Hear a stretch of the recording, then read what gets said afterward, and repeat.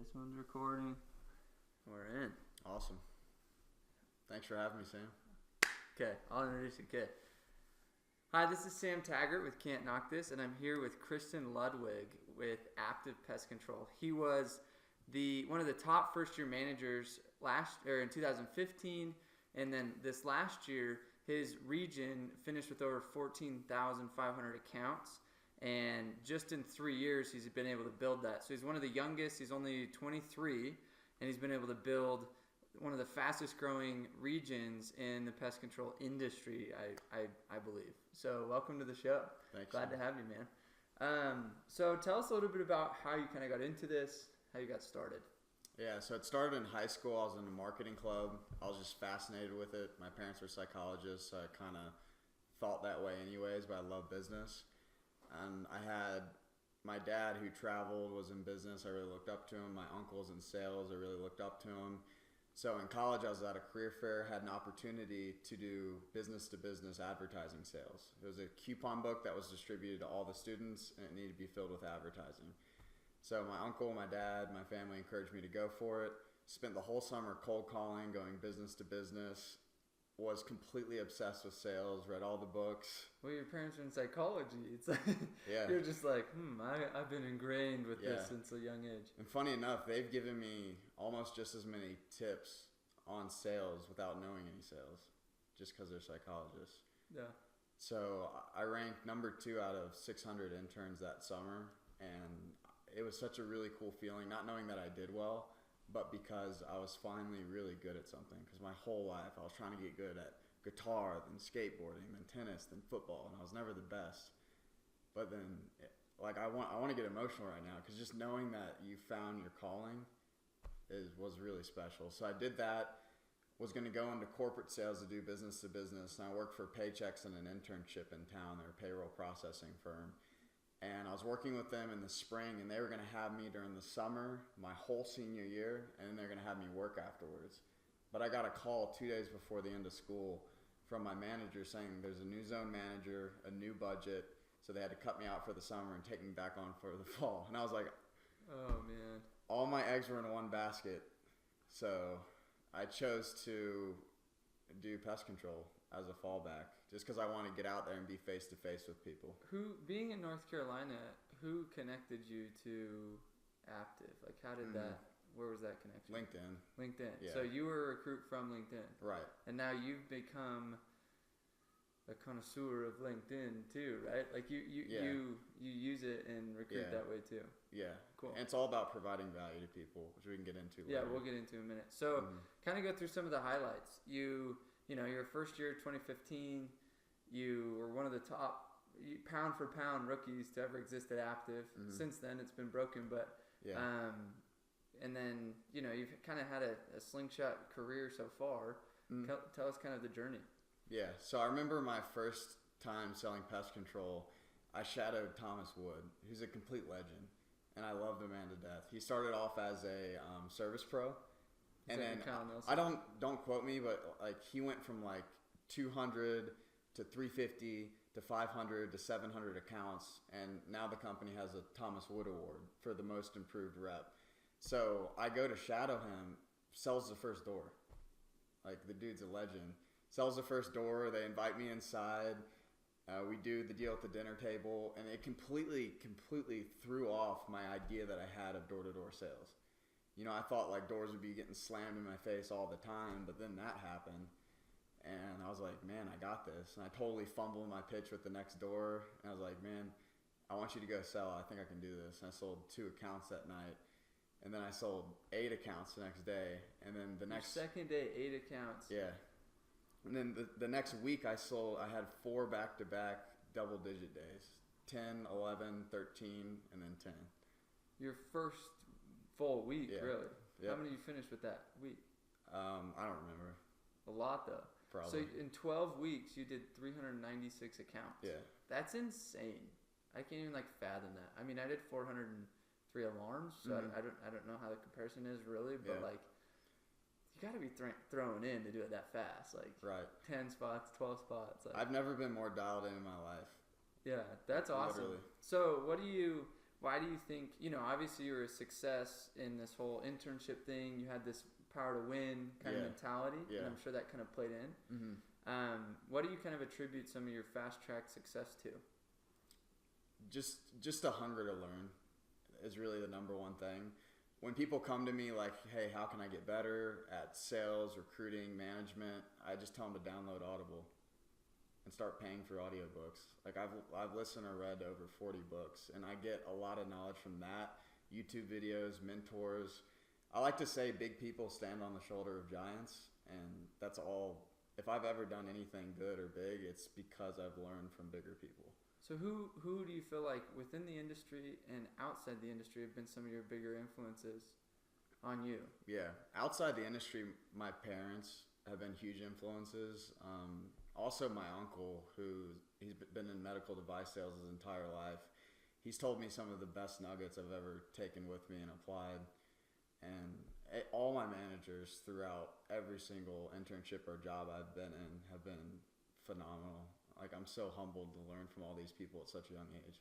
Who do you look up to most in the pest control space? In the pest control space, that's so tough. There's just so many. I honestly look up to my friend Damon the most. Really? And he's one of your business partner kind of. Yeah, we basically were partners in the pest control industry, and he's really the real reason why we've grown as a network so quickly. He's just an incredible leader, an incredible recruiter. Cool. Incredible salesman. I'm excited to meet him. Is he coming to Door to Door Con? Yeah, he's going to come. He's coming. I'm dragging him along. We're going to go ski, and I want him to do this. Get him on a podcast. That's cool. So let's kind of dive into, this last year you guys finished number 2 in the Cup. Almost won the Cup. Last year, did well. I don't like the almost lost by 4 accounts. Technical, I'm just kidding. You know what's funny though is I wouldn't have it any other way.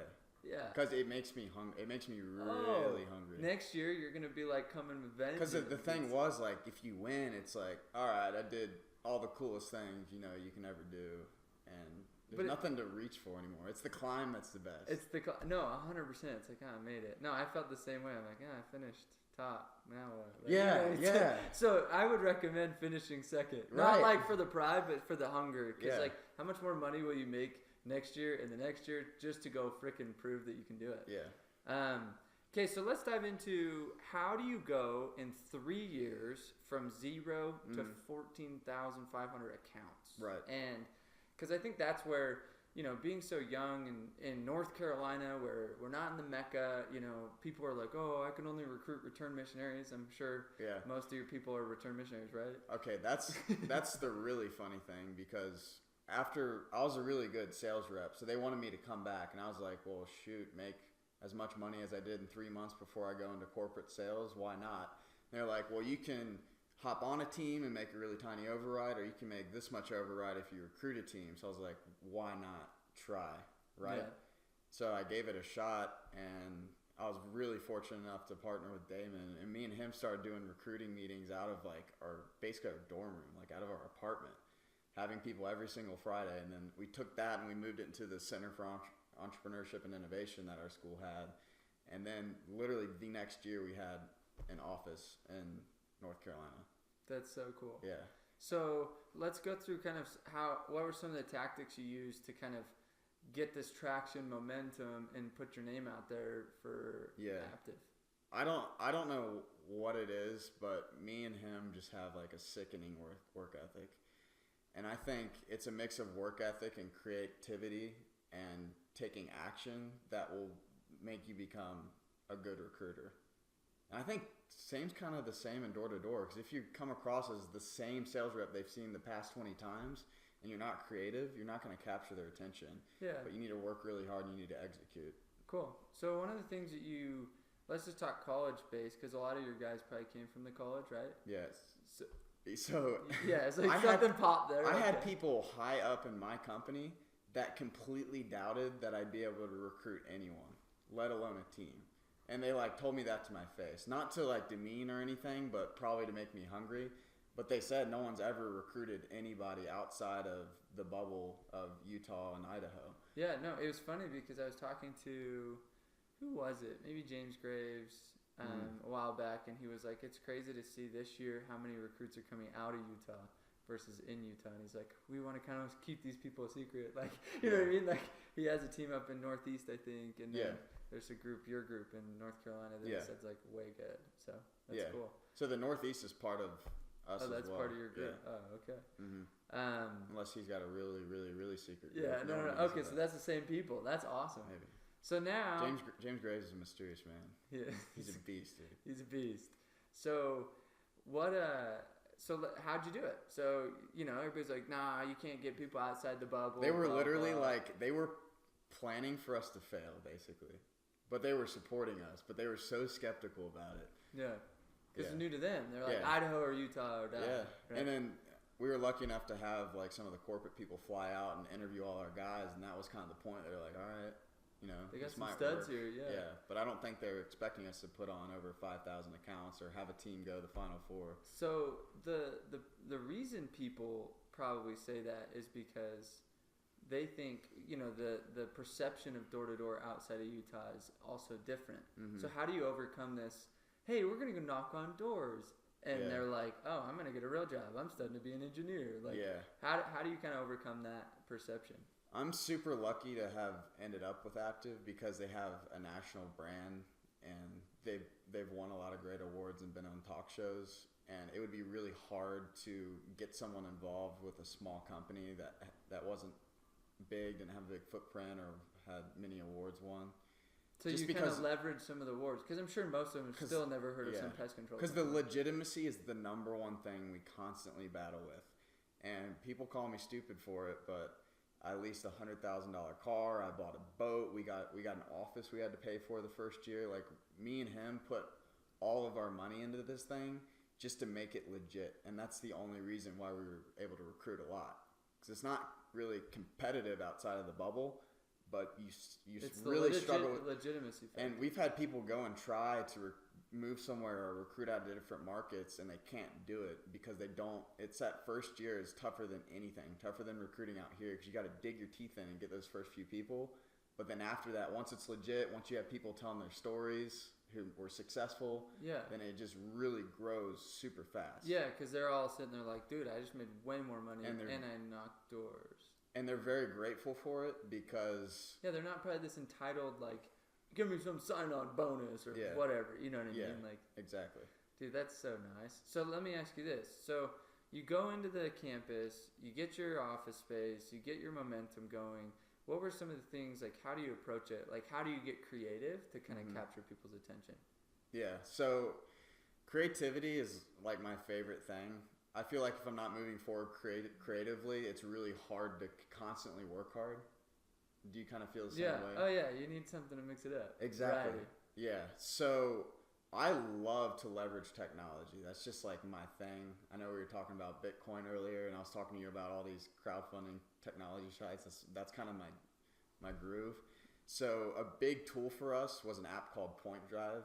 Rest in peace, because LinkedIn acquired it and like totally demolished it, and no one has access to it anymore.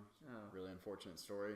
But it's basically like a PowerPoint presentation that you can just text or recruit a link to, and they click on it, and then they see not like necessarily an Aptive branded presentation, but like our story at that university or at the other universities we're at. And then I get an email whenever I see that person click on it, so I know when to follow them up with. Okay, so you know who's interested, who's not. And it's that thing where, you do that first cold contact, and it's just kind of this strange, like, who's this dude talking about me going door to door? I'm never going to text this guy back.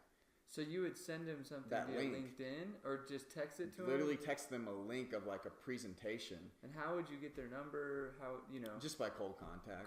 Yeah. Hey, what's up, man? What's your number? I'll send you something. Then text them the link and try to get an appointment with them on the spot. But if not, text them after you've texted the link, just so they get more of an understanding about it. So it kind of warms them up. Yeah. And then you know who's actually, like, curious. And then you kind of try to set up something. Yeah, and I like to look at recruitment not as this, like, just get people in, do the meeting, and sign them. I like to look at it as, like their customers, and I'm taking them through a customer experience. Mm-hmm. And you got to think of how their path looks and how their experience looks from the very beginning. Yeah. You put yourself in their shoes. If I never knew about this and someone approached me about it, Yeah. How would I want it to go? Because I've been approached by like the weird like Amway dudes who totally like butcher the sales it's like, pitch. you want to sell this and sell your soul to the devil, and you got to get 1,000 people. So I thought to myself, how do I be like the opposite of that guy? Yeah. You know, to where they make the decision. Because I think the number one thing in recruiting is if you tell them what's going to benefit them, they won't listen to it. But if they say it, it's true. So I try to bring them through an experience and really get to know them and find their hot button. But then I want them to tell me why the opportunity is going to benefit that hot button.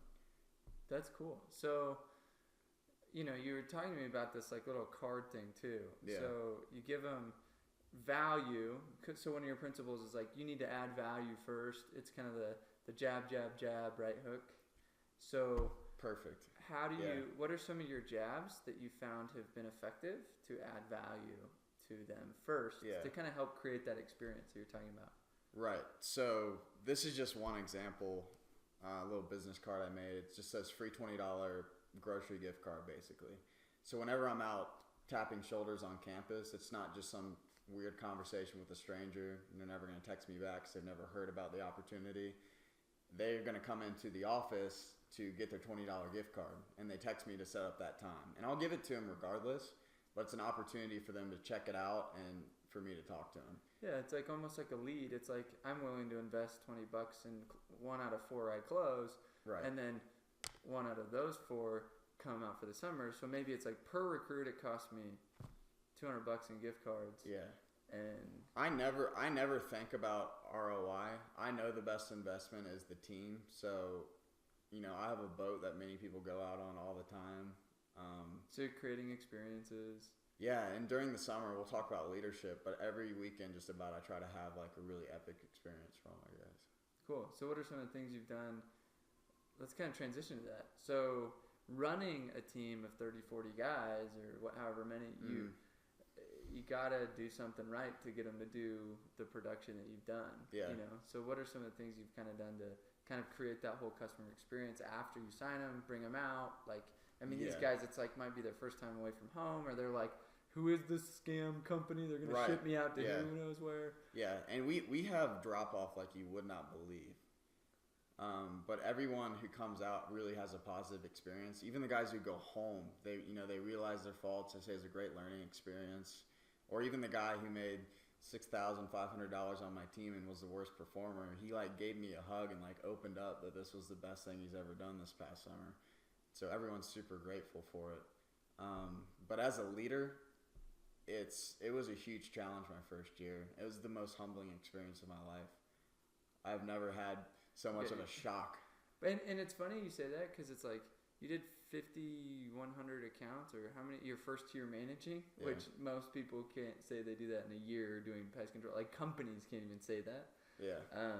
But you know, you still got your teeth kicked in. It sounds like, you know. Yeah. Numbers wise, from the outside, it looks like it. Yeah. It looks great. That's so funny in business. Is like any achievement or any business that's doing well, you look at it and you're like, well, look at what they've done. But they don't. No one sees the blood, sweat, and tears. Yeah. You know, or the bottom side of the iceberg, basically. So let's kind of dive in. What were some of the main pain points, lessons you learned your first year that you're like, holy cow, hardest and most, you know, challenging thing in your life? Yeah. What were some of those things? I basically learned that not everyone is me. It's a good point.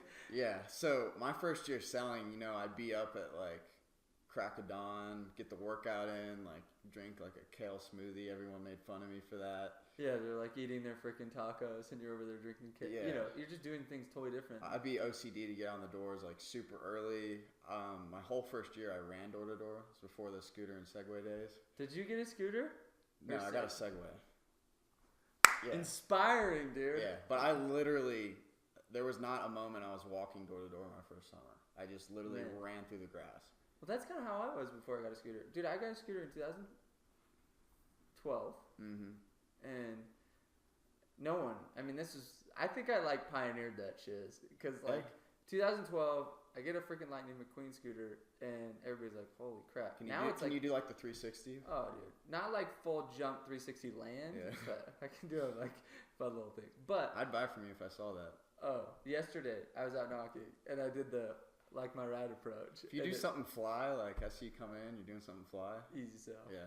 So, yeah, keep going. You're running door to door. People are probably like, yeah. what? My lunch was like 10 minutes in my car, and I'd pee in bottles in my car, and I'd knock till like way later than everyone else. So how do you find a gem like you? You know what I mean? It's kind of like your manager, whoever recruited you, was probably like, who is this guy? You know, you threw in freaking 10 spots your second week like no other. So that's crazy. So you realized not everybody operates like that. Yeah. And how did you realize that? I think I was kind of forcing people to try to operate like that, and then I'd get frustrated if they didn't. And I started reading some material on leadership, and by no means was I a great leader my first year. But what I learned is that I was trying to really focus on the bottom guys doing super well, but it ended up to where I was calling them out too much, and I was just giving them too much negative feedback. And they say you should give someone positive feedback 3 times, but in individual circumstances before you give one negative feedback, and that you should do one every single time, to where it's not this, hey man, you're so great at this, but just separate, but give them 3 before. That's something I learned after that I was never doing. So the bottom guys really started to not like me, and then they were kind of lost. Did they create I was gonna say, did they create like a mutiny? Yeah, and then I kind of realized what happened, and I tried to, repair the situation, but I ended up not signing some of those guys back on, and my retention wasn't great for signing guys back on. So I learned some incredibly important lessons about leadership, especially that with the bottom third, you kind of want to let them do their own thing, but if it gets too extreme, have conversations, or if the worst comes, let someone go who's really being that lobster trying to drag people down. But to focus on the middle third of people, the middle third of performers who could take it to the next level and are actually motivated to do so, won't have their feelings hurt by it, and let the top people do their thing. Put all your focus as a manager on the middle. Yeah. No, because it's crazy. It's like I always said, it's easy to get a 100 account rep to 200. It's harder to get a 50 account rep to 100. We're getting 2x, but I would rather take the 100 to 200. Yeah. Or whatever the number metrics are. But it's so funny because we naturally have this empathy blood in us. And we sit there and we feel bad. Right. Because they have the best sob stories. What makes a good news story? What makes a good, American Idol? Well, when my dad died, and I had this lump sum, and they tell you this sad story, and you're like, oh my goodness, and we just buy into it. Yeah. Well, the problem is, as leaders, we buy into these, like, my foot hurts, and my tummy, and my mom, she's calling me, and you're like, oh, it's okay, and you're like, oh my God. But on the flip side of the coin, so many managers spend time shadowing the top reps, but, like, when I go out and shadow my top reps, they're like, good job, dude. That's a good door. And they're like, I know it's good. Yeah, it's like, I got Sweet, this. Cool. All right, see you. No, it's important to give like so much praise, recognition, and put them on the pedestal. Yeah. But other than that, it's like, get out of their way. And let them grow. Let them spread their wings. I think a huge thing was not giving the low performers praise or recognition when they had a good day. Yeah, because they never felt hope in a sense. Because you're thinking, dude, this isn't that hard. Yeah. I guarantee you that goes through every first year or second year management. It's like, I still do it. It's like, guys, this isn't rocket science. Yeah. I'm throwing in 10, 20 a day. Right. You can't do one? Yeah. It's like. Yeah. You can, but that's kind of, I didn't tell them those things directly, but that's kind of the leader I was in the beginning. And looking back at it and learning the things I have about, giving people 3 good recognitions before some constructive criticism, I never did that. For the little guys, it was always just constructive criticism, or I'd anonymously call out, there's a rep that did this yesterday, anonymously in the meeting. I wasn't calling them out directly, but still, it didn't make them feel good. Yeah. So then they kind of almost resented you as their leader, and then they're like, I'm not working for that guy again. He's a freaking dick. Right. So, but the other end of that is I ran a really tight ship, and we had a high-performing team. So what I learned to do my next year, we were fortunate enough to even go to the Final Four of the Cup my first year. And what I learned the next year is how to run a tight ship but how to give praise to everyone, how to have open conversations, all the things, leaders learn eventually. So let me ask you this. If you had to put it in a nutshell, in giving people listening to this running their first year, because there's so many people that are just finishing the summer right now that are going to be like, I'm going to manage, or I'm going to run a team, or I want to be like Christian, or whatever. What advice, I guess, directly, what advice would you give them right now? You're like, never do this, or don't do this, or do this. Yeah. Give people 3 instances of positive feedback before you really confront them. And like you told me, and like I've heard from a lot of other people, ask to have an open conversation. Like ask for permission. Yeah, kind of explain what you framed out to me. Because like when you're going to go direct, like you have to be able to have the big boy conversations. And I think so many people avoid that. They avoid it. I totally avoided that my first year. And I do this stupid thing where like I'd indirectly call them out in the meeting. And then everyone would know who that was instead of having like an open conversation. Yeah, it's like, hey, can I pull you aside? Yeah. And it's like, hey, look, man. Like, I'm not gonna expose you. I get it. Something's going on. Yeah. Do I have your permission to speak openly with you and give you some good feedback? Yeah. And I help you with your blind spot. Yeah, and I think if you do that well enough, you'll improve the culture on your team. 100%. Yeah. Because the culture is simply like, he's here to keep me accountable. The culture is an accumulation of every single person's attitude. 100%. Yeah. So let's kind of move on. So if 2 guys really hate you, that's not helping the full culture. It's not. So you lost pretty much everybody but 2 guys. 4 guys. 4 guys. And 1 was my brother, so that doesn't help. Yeah, so we'll call it 2.5, 3.5. I made him do it. Oh, yeah. You better come. So then this last year, the next year you learned and you retained. You're retaining basically 90%. All but two. Yeah. So it's completely flipped. Mm-hmm. What are some of the things that you've done this year to really retain? And obviously you're like, man, I learned the lesson. So like, let's go opposite perspective. And one of the things you were talking about earlier was just casting a better long-term vision, because so many people in this job, I think, basically treat this as like, oh, it's a summer internship one time and then keep going back to school. You're recruiting a lot of college kids, probably your age, around, young talent. And I'm sure a lot of the people, they just were like, oh, that was a cool experience the first year. And then they kind of just moved on to do whatever they were doing, right? Where I think you were saying you kind of had a shift this year to where you've been able to cast a better long-term vision. Yeah. And what are some of the things you've done to do that? And tell me about that. So there's kind of a space out there where there's all these reps and Cutco, or they sell books door to door, or they do advertising like I did. So I've been fortunate enough to get some of those reps from other companies, as well as just get some fresh college students who have never sold before. A lot of the people who work for other companies, they did a year with this company, and then now they're with me.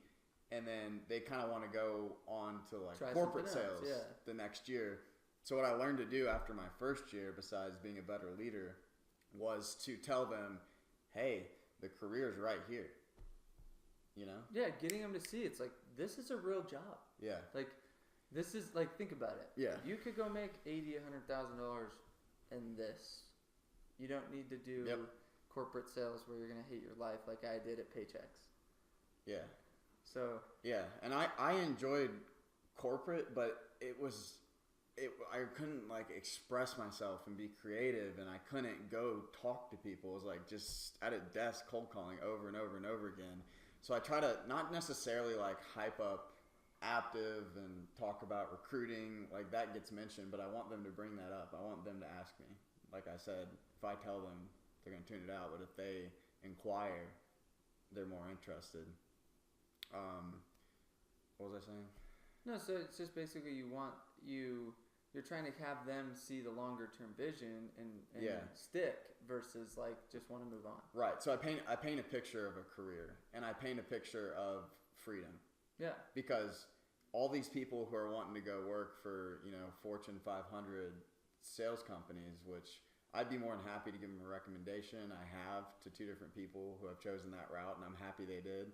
And they said the direct reason was because they went with us. I've had 2 people go to Bloomberg International for career and sales. And one lady, Sabrina Simmers, who's on my team, totally kicked butt and like beat half the people on my team. Really? Yeah, she was awesome. she went to Bloomberg and she called me on the phone. She's like, hey, I just want to thank you, for having me on the team.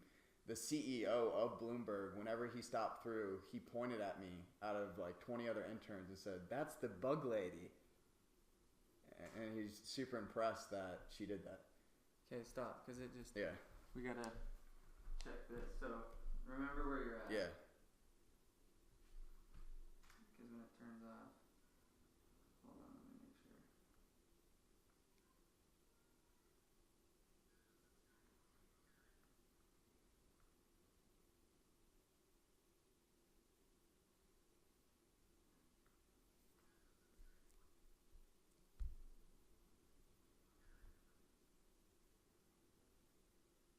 Make sure we got this. Card is full. Shit.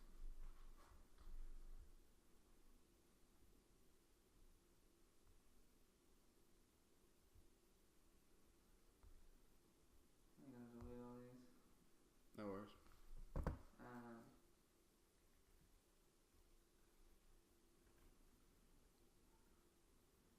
them all on this thing. Yeah, just remember Bloomberg lady.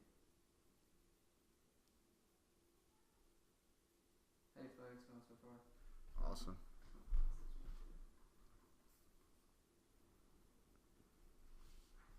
Dude, you're doing great. By the way. It's fun, huh? Got the camera on. Rolling. And we are rolling. Okay.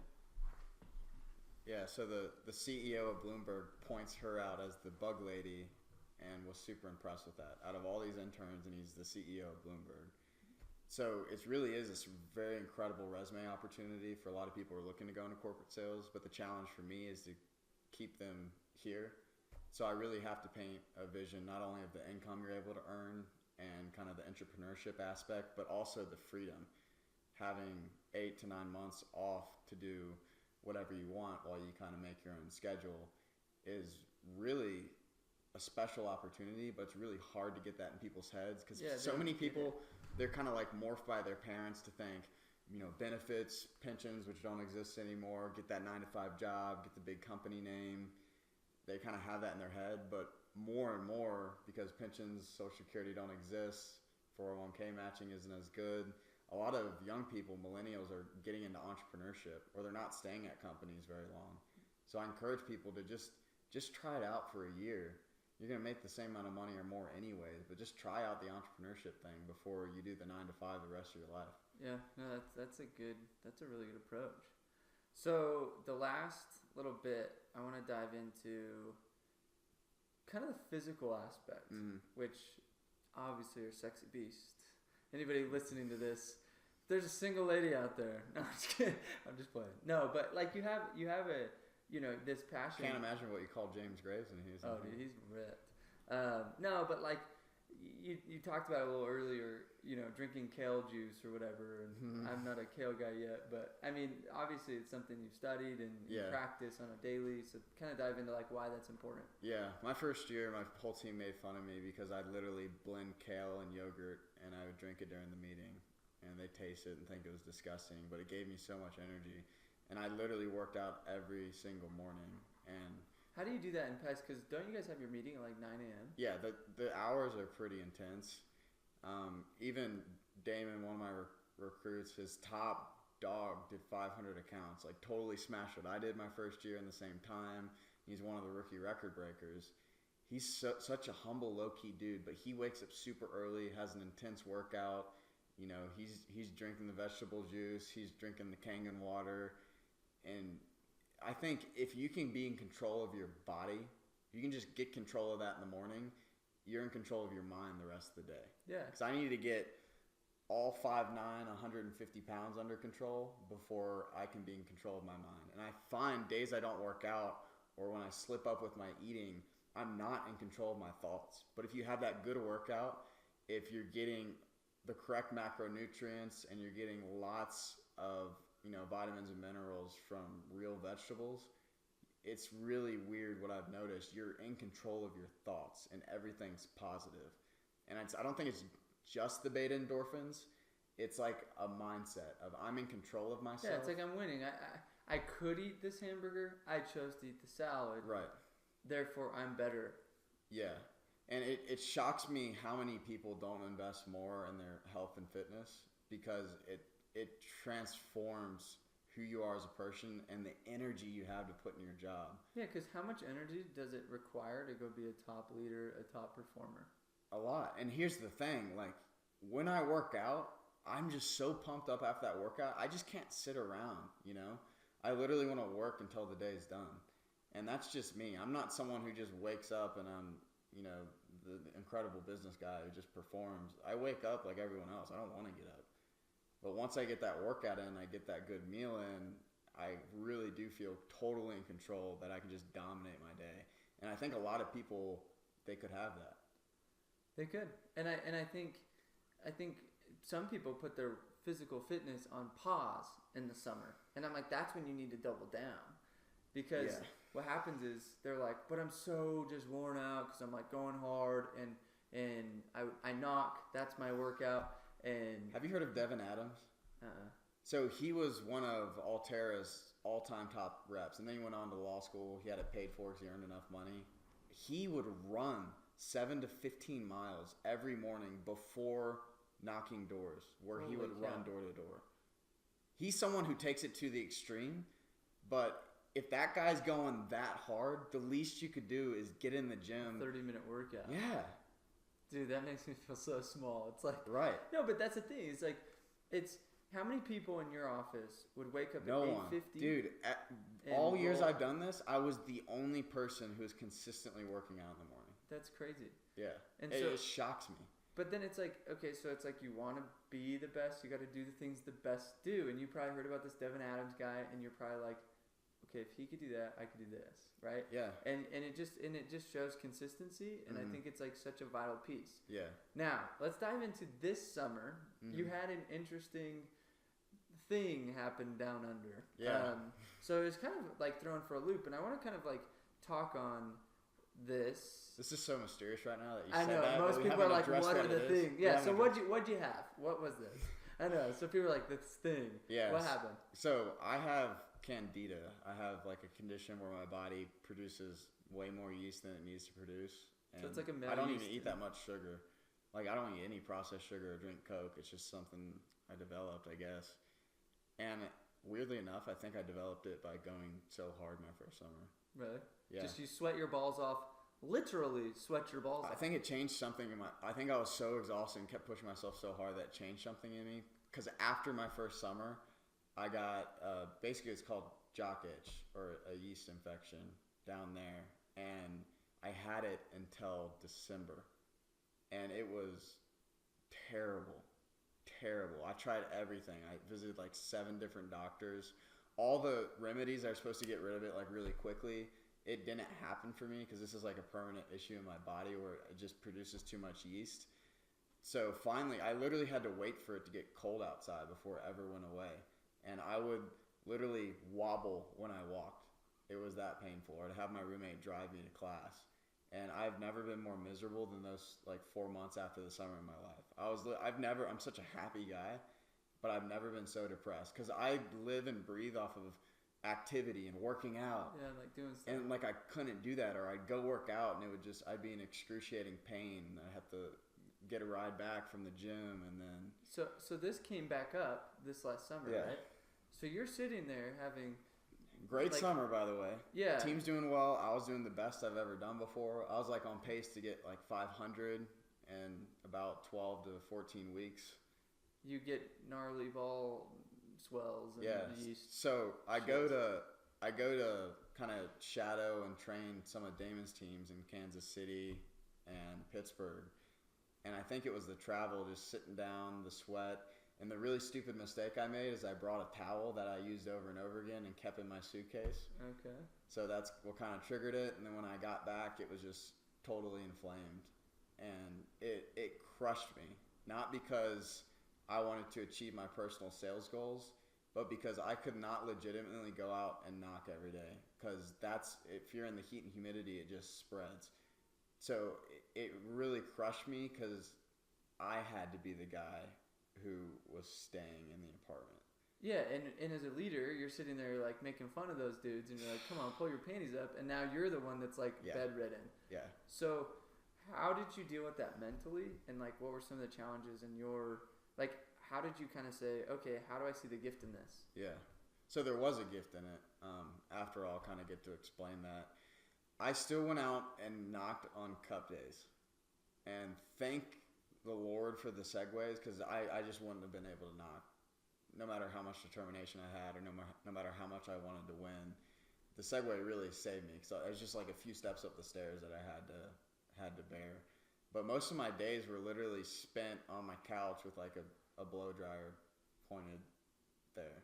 Yeah, that's like crazy. With the AC cranked on really, really high, like putting all sorts of tea tree oil and stuff on it. It's really a miserable thing. So it really wrecked me emotionally. This me getting to my sales goal wasn't a big deal, and I just thought, well, I'm not out there selling at a top pace anymore, because I'm a huge believer in leading by example. I think you'll have your best experienced reps follow you if you're selling at this level, and you'll have the 4 best rookies following them at that level, and then everyone else will be lifted. It's super important to me. So I just had a real talk with my leaders, and they're like, I'm going to go as hard as I can. And I've had some really incredible experienced reps who sell at a high level. So they kind of took over that position. And I just started really texting all my guys and connecting with them and asking them, how's the summer really going, rather than in passing, and really figuring out what we can do to take it to the next level, or if there are any loose ends I needed to tie up with them. I'd make like hamburgers or meals that they could come back to at night. I was doing anything that I could that wasn't selling and leading by example to help them, and they actually started doing slightly better, and their happiness actually improved. I saw that in them, and they were a lot more gracious to me, and they almost encouraged me to stay and like not go out for the cup. And I really felt a lot of appreciation from them for like everything I'd done. And So I even invited people, like, because some people didn't believe me. Like, this one dude was like, because I got on him for being lazy. Right. And then he didn't believe me, so I literally invited him to, like, come look at my balls. And he's like, all right, I'm good. I believe you. You're like, if you don't believe me, I will whip them out. Yeah. So here's the principle, though, that's super interesting is there's different levels of leaders, and there's an article that I'll share it with the link, and it's on the Harvest Business magazine or whatever, and it talks about there's pace setting leaders, and then there's like your type of leader where it's more like you don't like pace setting is like a lower tier leader actually than a higher leader that's actually showing empathy and true authenticity and true like care and serving at the highest level. Yeah. And you actually you were forced to shift from I have to be the pace setter to actually get to be a true leader. Yeah. And the higher level of leadership that you stepped into, you saw it was actually more effective, even though naturally in our brains we feel like I just need to be go, go, go. But it's actually what's happening is the reps now see that you're vested in them versus just vested in yourself. But it really is vested in them, right? We pay set for them, but they don't sometimes see that. They're like, oh, you don't get it. Yeah. So think of like how that helped you in retention, because and the gift that it was kind of towards the end of the summer, and now like the true value that those people got seeing you on a more intimate level. Yeah. Because when you're trying to be top rep and you're trying to crush it, the biggest problem is we run into is we forget about everything. We are so tunnel vision, but we got 30-something guys sitting there counting on us. It's that OCD. Like OCD. The whatever it takes mindset. And it's funny because you're conditioned to put that towards sales in this environment. 100%. And then you go to lead and you want to do the same thing. But I was literally forced to put that OCD and to put that work ethic into the people on my team. Yeah. Like actually care about them.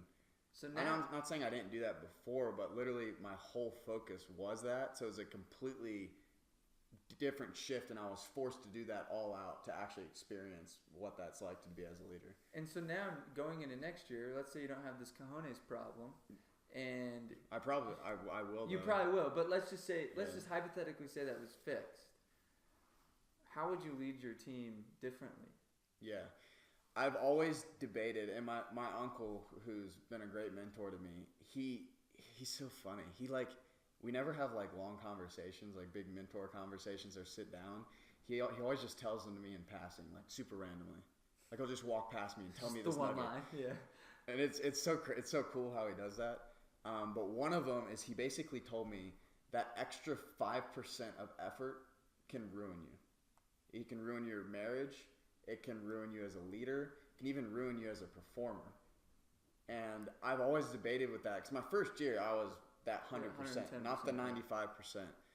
But what I was always battling with, I was like, well, what if I didn't knock till 9:45? What if I came home and created an actual lesson for tomorrow's meeting? Or what if I took a real lunch and like texted everyone on my team? I always had those thoughts in my head, like how would that increase my team's well-being and their performance? But I never did it just because of that tick, like gotta be the best salesman. This is what I'm doing. Like you're just on that mission. But I was forced to just do that all in. Yeah. And it transformed my team. I don't think we would have made it to the finals of the Cup if I didn't really get to know where everyone was at that time before going into the tournament. Yeah. No, that's huge. So let's kind of wrap up on that. One last thing. Mm-hmm. I want to see it. No, I'm just kidding. I'm just kidding. I'll show you my tea tree oil. Okay, good. My girlfriend, she kills me. Because all tea tree oils come in bottles, and like I literally have to like apply it and blow dry it. So I ordered some like spritzer bottles offline, and I'm like, I just invented this. Like I want to like sell it on Amazon and tea tree spray oil. Yeah, because makes total sense. Yeah, because I'm sure some other people are in the market and they just want to like the quick spray rather than the application. Yeah. That's awesome. Because it gets on your hands and just even when you wash it. Yeah. So let's just finish with like one thing. Like if you were, you have a big audience listening to this, and if you were to give one piece of advice to whether it's a first year rep that let's go like this. First year rep that's wanting to manage and he's scared out of his mind, you didn't know what you didn't know. I'm the top. I was a really good rookie. I'm going to go run a team. It's like, hold on. What advice would you give them? And let's kind of wrap up with that. I'm just going to keep it simple. I'm going to keep it like super simple. Yeah. Put them first. Put them first. Cool. Simple. So many people don't. They don't. It's literally, and what happens is you lose all credibility with your guys when they feel like he's just in it for him. He's just in it for him. Yeah. And that piece of advice goes a long way. One thing I do want to touch on is I kind of want to talk about the Geozilla thing, but I also I want to talk about that. I want to talk about my bonus PS. I want to talk about my the opposite of what I do to balance that out. Yeah. So I like to run a tight ship, and that's part of why some people didn't like me my first year, may not like me my second year. It's always going to happen. And it's part of the reason why we've had high performance teams, because they work all the hours. I train them really hard. I always encouraging them to study the manual, and I lead by example. One thing I did this year is I had the thought, what if I just track all my reps on a GPS? And I know it just seems like this Nazi kind of thing to do, but I talked to my parents about it, and I was like, I don't want this to be a thing that I force them to do. And my mom and dad were like, well, you should make it a positive reinforcement to where they have an option to do it, and you positively reinforce them if they do it. So I got the app situated, and it's an app that tracks people's location. It's called what? Geozilla. And there's literally a timestamp every 5 minutes. So it's not like, T-Sheets is another one. Just whoever's listening to them, there's a few of them, but let's go on that one. Yeah. There's a lot. So there's a timestamp every 5 minutes. So it's not like you just know they went to area. Like if they're actually out of their car or going to houses. So what I did is anyone who wanted to be a part of it, and I look back through the week after Saturday and I see that they worked all the hours and were knocking, I'd enter them into a lottery where I draw 4 names and have $1,000 lottery each week, and I'd literally shower $250 on 4 random people who did it. And then people that aren't participating are sitting there going, right, I want to be part of that. Yeah. Dude, that's brilliant, because they're sitting there going, I don't want them to know I'm not working. You also don't want them to shower $250. I told them it's cool. Like, I'm like, this is a really hard job, and not everyone can do everything. That is so cool. Yeah, and thank the Lord for my parents telling me about the positive reinforcement and Yeah, kind of consulting. Yeah, that not with like me. micromanage. You didn't work there. Where you at? Where you at? Where you at? Why aren't you in area? And that's kind of who I was my first year. Yeah. But the antithesis of that is not only did I invest money into making sure people are working the hours, I invested money into really awesome experiences on the weekend. Yeah. So yeah, they're gonna work super hard and they're rewarded for that, but we're gonna play really hard on the weekend. So, for instance, I bought an Airbnb for $2,000. That was Atlanta's largest penthouse. So I invited everyone to the penthouse, and we enjoyed a night there and like 2 nights in the city just hanging out. Or 2 different times I bought them concert tickets. Yeah, because the summer's also got to be fun. Yeah. It can't just be so Nazi. And I think that was putting an antithesis on it and investing money into their experience. The team was so tight. They were so tight because of that. And I think it's the reason why we were able to sustain really good performance all the way until the end. Because they were truly enjoying the experience and it wasn't like dragging on them like it does at the end. The burnout, Yeah, because they were really genuinely having a blast, like times of their life every single weekend. That's so cool. Yeah, so invest in your team, both positive reinforcement and fun. Cool. I love that little bonus PS. Okay. Well, I appreciate you being on the show, Absolutely. man. Like this has is been awesome. so fun to jam. And anybody out there that's in pest control, I mean, let's follow your journey for the next few years. This will be fun to watch. Yeah. 14,000 to 20,000 or whatever your goals are. Yeah. That'll be a cool journey. And I just want to say thanks for doing this podcast. I've learned a lot from you, and I've learned a tremendous amount from every single person who's been on these. And I think it's a really great cause to help each other out so effectively. I think it's really it's going to transform some people's careers, so I really appreciate you doing it. Thanks, man. Okay. Dude, we did it.